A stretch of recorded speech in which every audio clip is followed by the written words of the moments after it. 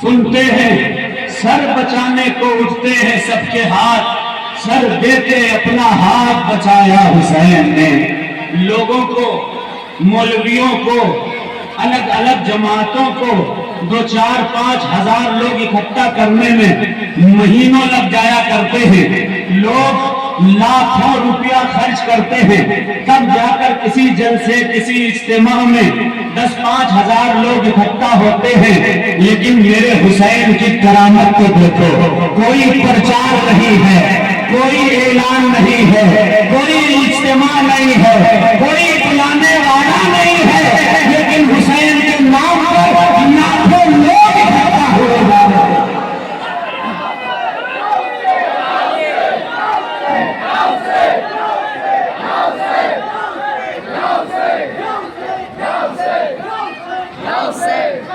سمجھ میں آتا ہے کہ اپنی اپنی جماعت کے پرچار میں لوگ لاکھوں روپے خرچ کرتے ہیں، ان کا خرچ کرنا اپنی جماعت کی نشر و اشاعت کے لیے ہوتا ہے، محنت وہ کرتے ہیں، کوشش وہ کرتے ہیں، پیسہ وہ خرچ کرتے ہیں، لیکن جب محرم کا مہینہ آتا ہے تو اللہ خود اپنے بندوں کے دلوں میں ڈال دیتا ہے کہ اے بندوں، چلو تم حسین کے نام کی سبیلیں لگاؤ، چلو تم حسین کے نام کا لنگر بناؤ، چلو تم حسین کے نام کا تعزیہ بناؤ، چلو تم عباس کے نام کا علم اٹھاؤ۔ اللہ جب بندوں کے دل میں ڈال دیتا ہے تو بغیر کسی بلاوے کے لاکھوں غلامان حسین کربلا میں اکٹھا ہو جائے۔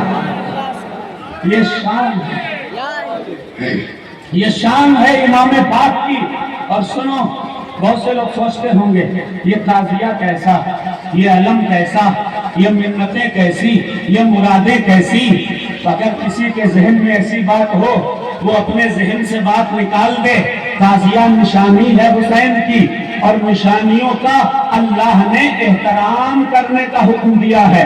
سورہ مائدہ میں اللہ نشانیوں کے بارے میں فرما رہا ہے، یا ایھا الذین آمنوا لا تحلوا شعائر اللہ ولا الہدی ولا القلائد ولا آمین البیت الحرام۔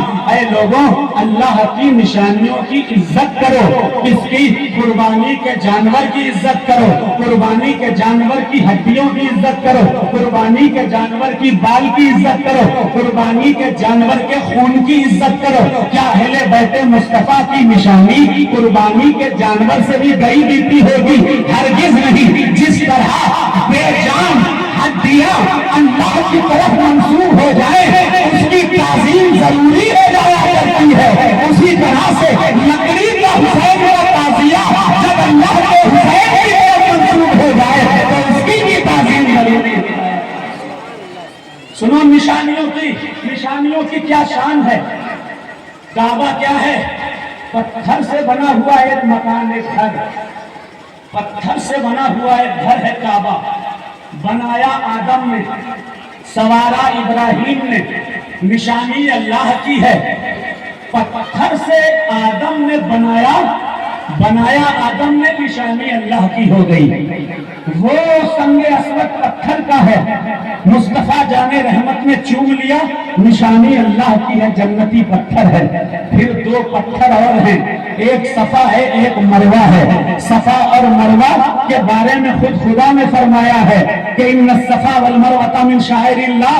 یہ 2 پتھر اللہ کی نشانیوں میں سے ہیں، یعنی اگر کوئی اللہ کا بندہ کوئی نشانی بنا دیتا ہے وہ چیز قابل احترام ہو جایا کرتی ہے۔ بنانے والا اللہ والا ہونا چاہیے۔ آدم نے کعبے کو بنایا، اللہ والے تھے، نبی تھے، آج تک دنیا اس کعبے کے چکر لگا رہی ہے۔ اسماعیل علیہ السلام کی زوجہ حضرت اسماعیل کی ماں ہاجرہ نے 2 چکر لگا دیے صفا اور مروہ کے۔ سبحان اللہ، وہ اللہ کی نشانی ہو گئے۔ یقین مانیے اگر بنانے والا اللہ والا ہے، نشانی کو تیار کرنے والا اللہ والا ہے، تو اس کی تعظیم ضروری ہو جایا کرتی ہے. جس طرح آدم نے کعبے کو بنایا، جس طرح نشانی بن گئی حضرت ہاجرہ کے چلنے پھرنے سے یہ دونوں پہاڑیاں نشانی ہو گئی. قسم خدا کی جب اللہ والوں نے یہ بنایا تھا تو یاد رکھیے حضرت ابو محمد الخوئن رحمۃ اللہ علیہ یہ وصیت فرما کے گئے تھے کہ خانقاہ قطب النوار میں جو نذرانہ آ رہا ہے اس کا 30% حصہ حسین کی تعزیہ گاری میں خرچ کیا جائے. بنانے والا، اجازت دینے والا کوئی ایرا غیرہ مٹھو خیرہ نہیں ہے، جانشین قطب المدار ابو محمد الخوئن ہے. بنوانے والے حضرت سرکار ابو تراب منصور ہیں، ابو الحسن تیفور ہیں. پاک پٹن شریف کی آستانے پر جاؤ، چاندی کا تعزیہ بنانے والا کوئی ایرا غیرہ نٹھو خیرہ نہیں بلکہ حضرت خواجہ غریب نواز ہے.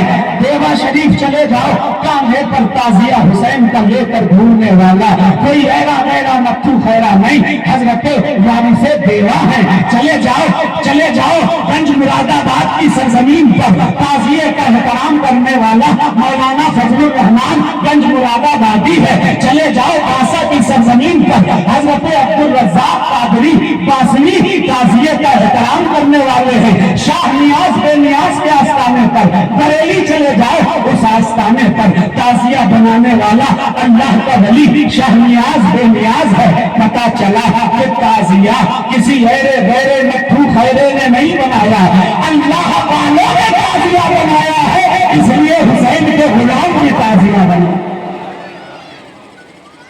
یہ یاد رکھیے یہ نشانی ہے امام حسین کی.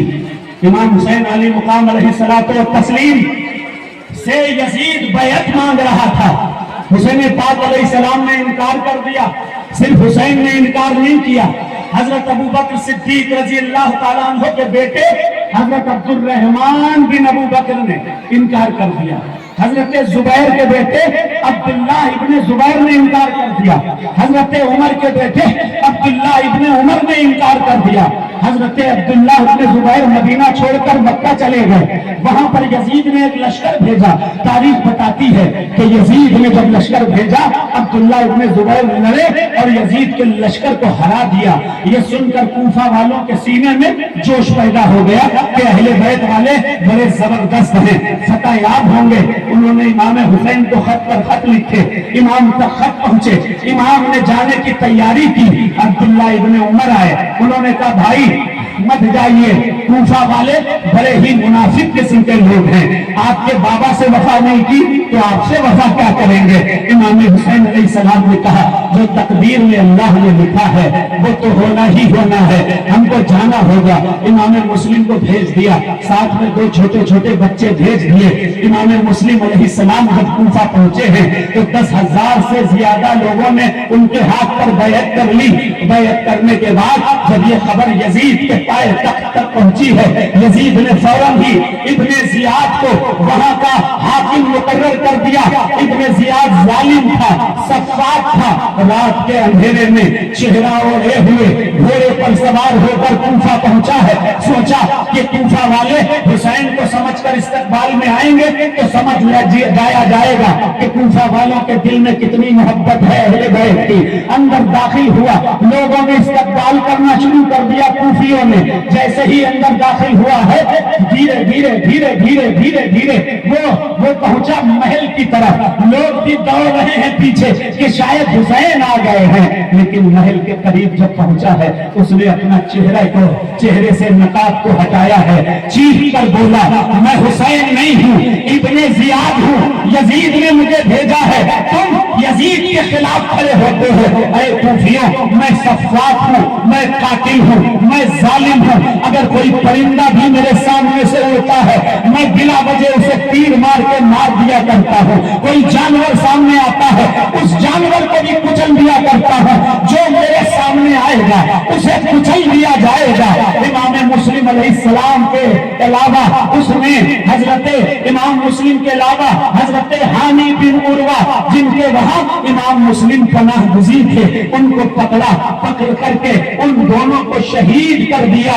تاریخ بہت لمبی ہے، واقعات بہت لمبے ہیں، آخر میں تاریخ بتاتی ہے کہ امام حسین علیہ السلام 1 یا 2 تاریخ کو کربلا شریف پہنچے اور اس کے بعد امام حسین علیہ السلام نے وہیں پر خیموں کو نصب کر دیا۔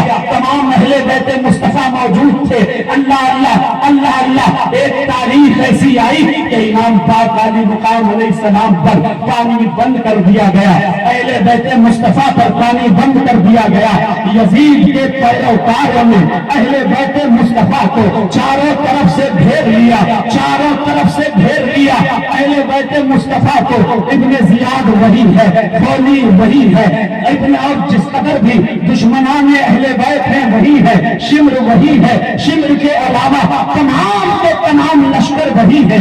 کل تک جو کوفی حسین کو خط لکھ کر بلا رہے تھے، حسین کو دعوت دے رہے تھے، حسین کے لیے اپنی جانیں دینے کے دعوے کر رہے تھے، وہی کوفی اب یزید کی فوج میں شامل ہیں، ابن زیاد کے حکم کے پیروکار بنے ہوئے ہیں، عراقی بھی ہیں جو یزید کے حکم کے تابع ہیں، تمام کے تمام لوگ اہل بیت کے خلاف ہیں۔ رات عاشورے کی آئی ہے، امام حسین نے تمام کے تمام اپنے گھر والوں سے کہا میں چراغ بجھائے دیتا ہوں، جس کو جانا ہے چھوڑ کر کے چلا جائے، میں نہیں چاہتا کہ میری وجہ سے میرے گھر والے مارے جائیں۔ سیدہ زینب کے چہرے سے سر مبارک سے چادریں چھینی جائیں، میں نہیں چاہتا تم لوگ بھی ہماری وجہ سے دنیا کو چھوڑو، قتل گاہ میں پہنچو، قتل کیے جاؤ۔ اللہ اللہ، جب چراغ کو روشن کیا گیا تو دیکھا گیا کہ امام حسین علیہ السلام کا ایک ساتھی ان کے پاس موجود تھا۔ نہ زینب گئی ہے، نہ حضرت ام رباب گئی ہے، نہ حضرت امام حسن کے بیٹے امام قاسم گئے ہیں، نہ حضرت امام قاسم کے بھائی عبداللہ گئے ہیں، نہ حضرت علی اکبر گئے ہیں، نہ حضرت عباس گئے ہیں۔ سب نے ایک زبان میں کہا کہ اے حسین، ہماری جان لے جا سکتی ہے لیکن آپ کا ساتھ ہم چھوڑ نہیں سکتے ہیں۔ حسین کے یہ 72 ساتھی حسین کے ساتھ رہے۔ حسین نے کہہ دیا تھا کہ ہمیں رات بھر کی اجازت دو، ہم اپنے رب سے مناجات کریں گے۔ فجر کا سورج طلوع ہوا ہے، حسین پاک علیہ السلام کی طرف سے پہلا شخص نکلا ہے، نام ہے حبیب ابن مظاہر۔ حبیب ابن مظاہر وہ جانباز تھا، بچپن کا حسین کا ساتھی تھا۔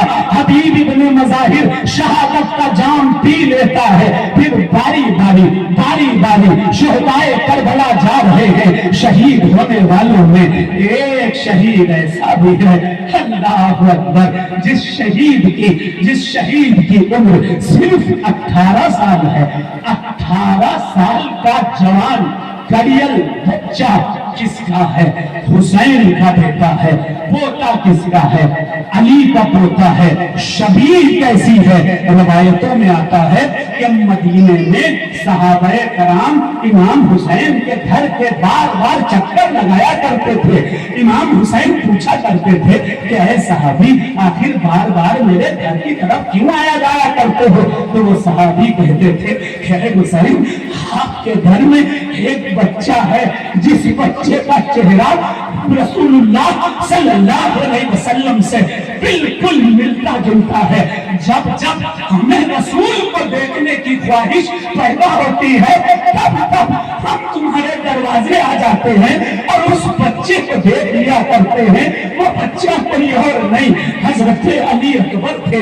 18 سال کے ہو چکے تھے، جوان ہو چکے تھے، جوان ہو کر बच्चे की शादी कराई जाती है, बच्चे के निकाह की तरकीबें कराई जाती हैं, बच्चे के लिए खुशियों की तैयारियां की जाती हैं, लेकिन अल्लाह अल्लाह जब बढ़े शहर की तरफ आदाए दी सामने अकबर का सीना आ गया, सारे के सारे लोग शहीद हो रहे थे। मौला हुसैन ने कहा चलो अब मैं जाता हूँ। अली अकबर ने कहा बाबा जान, मेरे होते हुए जवान बेटे होते हुए एक बूढ़ा बाप जाकर के करबला की सरजमीन पर अपनी शहादत का जान नोश करे, ये बेटा गवारा नहीं करेगा। बाबा इजाजत दीजिए, इजाजत दीजिए।